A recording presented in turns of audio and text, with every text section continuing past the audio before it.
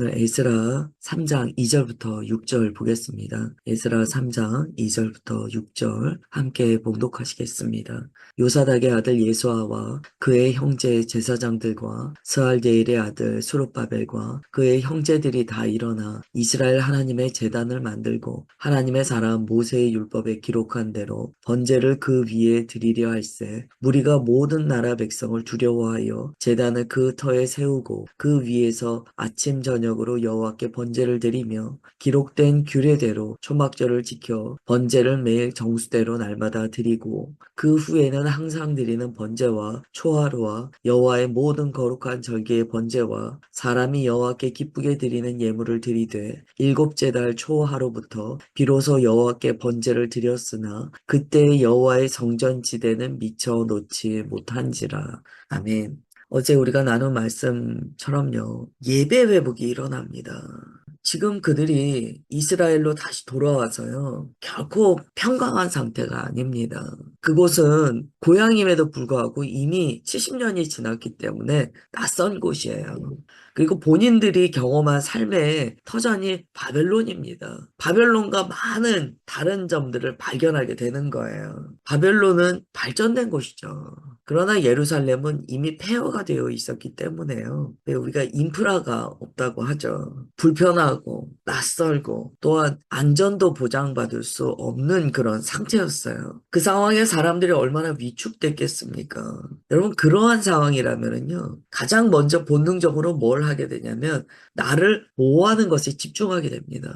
그런데 지금 말씀에 따르면 그들이요, 재단을 세워요. 재단을 세워요. 하나님께서 그들의 마음에 감동해 주신 거예요. 지금 너희들에게 중요한 것은 무슨 집에 벽을 튼튼히 해서 자기 자신을 보호하는 것이 아니요, 아니면 이 땅에서 너희가 살 수 있는 어떤 경제 구조를 마련해 나가는 것도 아니요, 지금 시급한 것은 예배다. 예배예요. 그들이 그걸 깨달았다는 거예요. 그래서 보면 예수아와 이 수룹바벨, 예수아는 이제 제사장이죠. 수룹바벨은 이제 총독입니다. 이 영적인 지도자와 정치적인 지도자인 거예요. 이 리더들이 앞장을 서요. 이것을 볼 때 그 공동체의 리더가 가장 먼저 예배를 일으켜야 된다라는 것을 정하고 나아가는 것이 얼마나 중요한가를 깨닫게 됩니다. 예배의 방향성은요, 이 지도자들이 주님의 마음을 받아 실천했을 때부터 잡혀요. 여기에 이제 제단이라는 이 히브리어는요, 이렇게 발음상 이런 의미를 가져요. 가까이 가져다 놓다라는 이런 의미와 이 발음이 연결됩니다. 그래서 지금 여기에서요, 제단을 세웠다라는 이 말은요,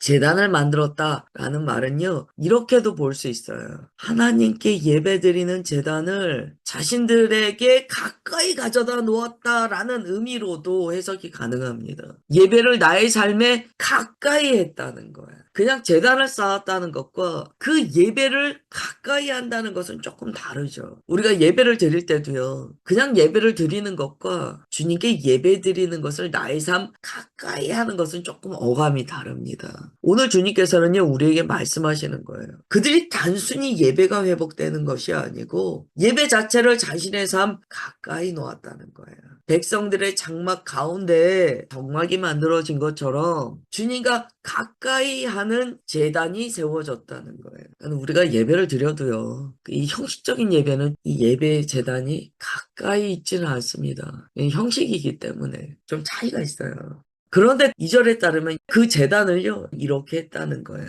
하나님의 사람, 이 모세가 기록한 대로 번제를 드리려고 했다는 거예요. 포인트가 있죠. 하나님의 사람 모세가 율법에 기록한 대로 했다. 이것은 어떻게 했습니까? 자기 마음대로 한 예배가 아니에요. 말씀에 근거하여 예배를 회복했다는 거예요. 그래서 에스라서의 예배가 중요하다는 거죠. 아, 그냥 우리가 예루살렘으로 다시 모여서 예배 드리자. 그리고 지도자들이 자기들이 어떤 규범을 정해서 자기들 마음대로 드린 게 아니고요, 모세에게서 받은 하나님의 말씀에 근거하여 예배를 드렸다는 거예요. 예배는 말씀이 있어야 합니다. 그래서 우리가 예배를 드릴 때요, 하나님께서 우리에게 주신 말씀의 질서가 있는가를 늘 살펴야 돼요. 성령이 감동하여 주시는 말씀이 예배를 통하여 선포되어야 됩니다. 이것은 비중이 큰가 작은가의 문제가 아니고요, 말씀에 근거해야 된다는 마음의 태도가 있어야 됩니다. 그래서 우리가 예배를 올려드릴 때는요, 항상 주님의 디다케, 가르쳐 주심, 말씀으로 우리를 깨닫게 하여 주심이 있어야 돼요. 그들이 예배를 말씀에 근거하여 회복하기로 결단합니다. 그리고 3절에 보면 이렇게 나와요. 무리가 모든 나라 백성을 두려워하여 제단을 그 터에 세우고 그 위에 아침 저녁으로 여호와께 번제를 드리며, 여기에 무리가 사방 백성을 두려워했다라고 나와요. 이것은 그들이 예루살렘에서 위협을 받고 있는 상황이었다는 것을 가르쳐 줍니다. 주변인들의 견제를 두려워할 수밖에 없었다는 거예요. 그만큼 이스라엘이요, 치안이 좋지 않았고, 당연히 이스라엘 사람이 하나님께 예배를 드려야 함에도 불구하고 눈치를 봐야 되는 상황이었다는 거예요. 그런데 3절에서 이렇게 얘기해요. 사방에 그러한 사람들의 날카로운 눈이 있었다. 그들을 두려워할 수밖에 없는 상황이었다. 그럼에도 불구하고 제단을 쌓아 주님께 예배드렸다라고 이야기한 거예요. 여러분, 이 상황에서요, 이들의 예배가 어땠을까를 우리가 좀 짐작해 봐야 돼요. 사실 예배는요, 마음껏 편하고, 마음껏 내 맘대로 드릴 수 있을 때보다는요, 이러한 두려움, 삶의 어떤 방해가 있을 때 그 예배가 더 순전해지고, 더 간절해집니다. 그 예배는요, 주님께서 더 기뻐 받으세요. 지금 그들의 예배는요, 두려움이 사라지면 드려야지의 예배가 아니에요. 두려움이 있음에도 불구하고 개의치 않는 예배예요. 그러므로 예배를 드림으로써 그들 마음에 있는 두려움과 고통이 사라지게 되는 거예요. 또 4절에 이렇게 말씀해요. 3절 하반절에 아침 저녁으로 여호와께 번제를 드리고 상번제를 드렸다는 거예요. 기록된 대로 초막절을 지켜 번제를 매일 정수대로 날마다 드리고, 여러분, 초막절은요, 주님의 거룩한 임재를 상징합니다. 주님께서 그들과 함께 거하신다라는 것을 상징해요. 그들이 절기에 따라 기록된 대로 초막절을 지키고 상번제를 드렸다는 거예요. 아침 저녁으로. 이게 얼마나 중요한 얘기입니까? 그들이 그곳에 가서 7번째 날을 맞아 상번제가 일어났다는 거예요. 저는 이 말씀에 굉장히 주님께서 주시는 중요한 메시지가 있다고 봅니다. 예배 회복은요, 더 정확히 얘기하면 상번제 회복이에요. 일주일에 한 번 뜨겁게 예배 드리더라가 아니에요. 어떤 사람의 예배가 회복되었다는 것은요, 주님을 향한 상번제 회복입니다. 예배 호흡이 끊어지지 않는 것이 회복이에요. 지금 이스라엘 백성 안에요, 아침 저녁으로 예배가 회복됩니다. 예배의 리듬이 회복됐다는 거예요. 어느 날 벼락치게 예배가 회복된 게 아니에요.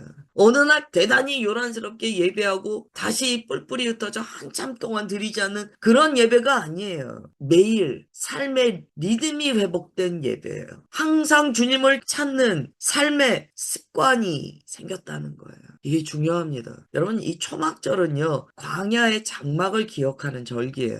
그들 가운데 주님께서 함께 오셨습니다. 이 구원을 기억하는 절기예요. 그러므로 그들이 초막절을 지키면서 뭘 생각하게 됩니까? 광야에서 장막을 치게 하시고 우리를 보호하신 주 하나님의 거룩한 역사가 지금 돌아온 이스라엘이 광야와 같은 이때에도 여전히 우리에게 함께 하셔서 지금도 주님께서 이곳 가운데 다시 장막을 치게 하시고 우리를 보호해 주십니다. 라는 믿음의 고백이 들어간다는 거죠. 그래서 그들이 다시 인지합니다. 이스라엘은 광야야. 광야는요, 예배가 회복되는 자리예요. 그 예배는 어쩌다 한번 드리는 예배가 아니에요. 상번제. 나의 삶의 예배의 리듬이 회복되었다는 거예요. 그러면 여기서 이제 우리가 왜 제단을 먼저 세우셨는가? 왜 그렇게 하셨는가? 조금 더 깊이 파악해 볼 수 있습니다. 여러분, 바벨론 포로 생활일 때 무너진 게 뭐였습니까? 정체성이거든요. 이거 우리 금요일 날도 동일하게 나눌 거예요. 정체성이거든요. 바벨론 포로 생활을 하면서 하나님의 백성 누구누구 보다는 바벨론의 포로 번호 몇 번 이런 식으로 자기를 인식한다는 거예요. 정체성이 흔들려 있다는 거예요.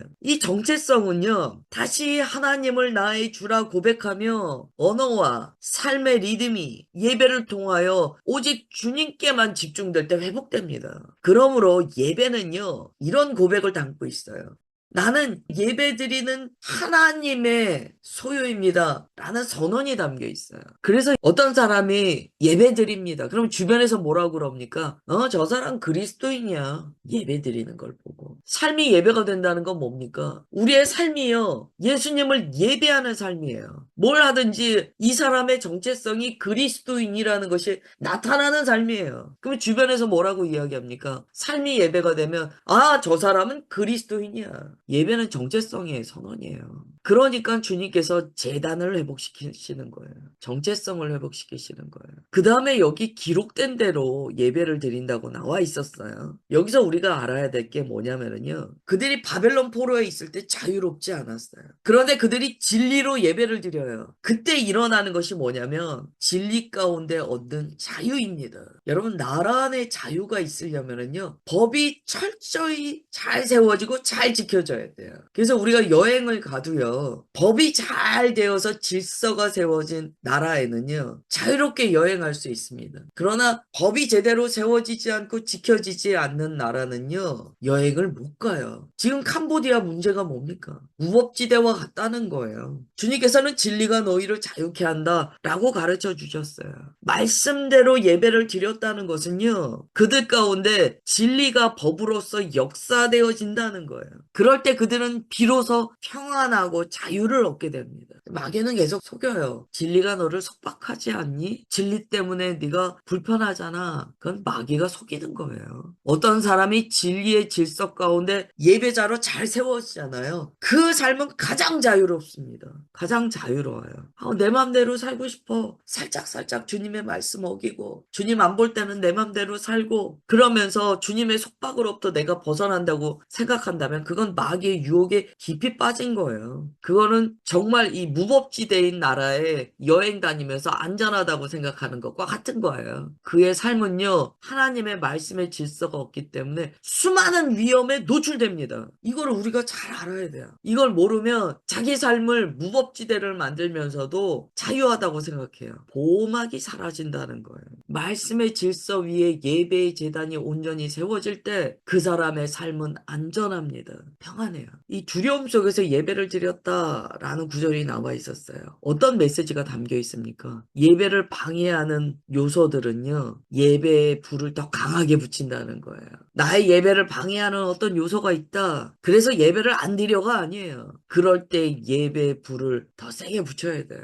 번제라는 것은요, 나를 태워드리는 예배예요. 나를 내어드리는 예배, 나를 다 깨뜨려서 주님 앞에 올려드리는 예배예요. 그게 번제거든요. 상번제를 드렸다는 것은요, 아침, 저녁으로 내가 주인된 마음을 깨뜨리고, 오직 주님만이 내 삶의 주인 되십니다라고 고백했다는 거예요. 그때 주변에 방해가 있는 이 두려움은요, 오히려 예배에 불을 붙이는 불쏘시개가 됩니다. 주님께서 이런 메시지를 주시는 거예요. 환경적으로 예배드리기가 어렵다고 생각하느냐? 그것을 불쏘시개로 사용하여 예배에 불을 더 붙이라는 거예요. 사람은요, 생각하는 회로가 있거든요. 그 회로가 어떻게 나의 삶을 이끄는가를 잘 보셔야 돼요. 만약에 내 생각의 회로가 환경적으로 이러니까 나는 예배 못 드려. 이렇기 때문에 나는 상번제는 꿈도 못 꿔라고 이야기한다면 과연 그것이 어디로부터 오는 생각인가를 봐야 돼요. 오늘 말씀은 우리에게 하나님의 메시지를 정확하게 줍니다. 방해와 너의 마음의 두려움을 번제의 불쏘시개로 사용하라. 그리고 오늘의 말씀에서 주시는 주님의 메시지는요. 결국 이 모든 예배가요. 개인의 예배가 아니고 공동체의 예배였다는 것을 가르쳐 주세요. 그 공동체 안에 상번제가 회복되잖아요. 그 공동체는 하나님의 거룩한 불의 공동체로 변화받습니다. 교회가요. 주일만 뜨겁게 예배드리는 게 아니고요. 상번제가 회복되면 그 교회에는 하나님의 거룩한 부흥이 옵니다. 그냥 정말 우리가 주님의 거룩한 나라의 회복을 위해서 주님 제가 상번제를 드리는 불씨가 되겠습니다. 라는 그 기도가 있어야 돼요. 여기 함께 하시는 분들은 상번제의 불씨가 되시는 분들이에요. 굉장히 복된 자리예요. 제 얘기가 아니에요. 성경에 나와 있는 말씀을 그대로 드리는 거예요. 그래서 오늘 말씀을 통하여 우리는 적용해야 돼요. 나의 삶에 상번제 재단을 일으키자라는 결단이 있어야 돼요. 여러분, 어떤 사람이든지 상번제 재단이 있는 삶은요, 복이 있습니다. 복에 복이 있습니다. 삶에요, 초막을 세우십시오. 이 초막은요, 마음의 성전을 온전히 세워나가는 것과 연결됩니다. 주님, 제가 초막을 세웁니다. 주님의 장막을 세웁니다. 그리고 그곳에서 날마다 주님을 예배합니다. 라고 예배를 드리잖아요. 삶이 바뀌어요. 삶이 바뀌어요. 어떤 두려움이 있더라도 포기하지 말고 숨지 마십시오. 예배의 불을 꺼뜨리지 마십시오. 그리고 항상 모든 예배 가운데 주님의 말씀으로 나아가십시오. 예배는요, 말씀에 따라 나를 내어드리는 헌신입니다. 그럴 때 삶의 복이, 질서가 회복됩니다. 오늘 말씀 여기까지 보는데요. 오늘 기도하실 때 나의 삶의 재단이 어떠한가를 좀 살펴보세요. 내 삶의 예배의 재단은 잘 세워져 있는가? 잘 생각해 보시고 점검해 보시고 만약 무너져 있는 영역이 있다. 오늘 예배의 재단을 재건하시는 저와 여러분 되시길 축복합니다. 기도하겠습니다. 하나님 아버지, 이스라엘 백성이 지도자들의 리드에 따라 예배의 재단을 세워나갑니다. 그 예배의 재단은 오직 말씀에 근거하여 세워져 나가며 그 어떠한 주변의 방해와 두려움에도 불구하고 오히려 불씨를 강하게 붙이는 예배였습니다. 오늘 주님께서 과연 회복의 첫 단추는 무엇인가를 우리에게 알려주셨습니다. 예배가 회복되지 않은 자는 그 무엇도 삶을 재건할 수 없다는 것을 가르쳐 주시오니 감사드립니다. 오늘 주의 자녀들 먼저 상번제가 회복되게 하옵소서. 주님을 향한 예배가 회복되어 참으로 그 불씨와 같은 역할을 하는 자녀가 되도록 이 시간 기름 부어 주옵소서. 하나님의 나라를 확장하여 나가는 그 거룩한 불씨가 예배로서 헌신된 자들이라는 것을 믿습니다. 오늘 주의 자녀들 그렇게 주님 앞에 나아가게 하옵소서. 주님, 이 땅을 바라보실 때 이 어두운 시대 가운데 반짝반짝 빛나는 예배의 불씨들이 되게 하옵소서. 주님, 상번제 예배를 통하여 영광 받아 주심을 믿사오며 사랑하는 주 예수 그리스도의 이름으로 기도드리옵나이다. 아멘.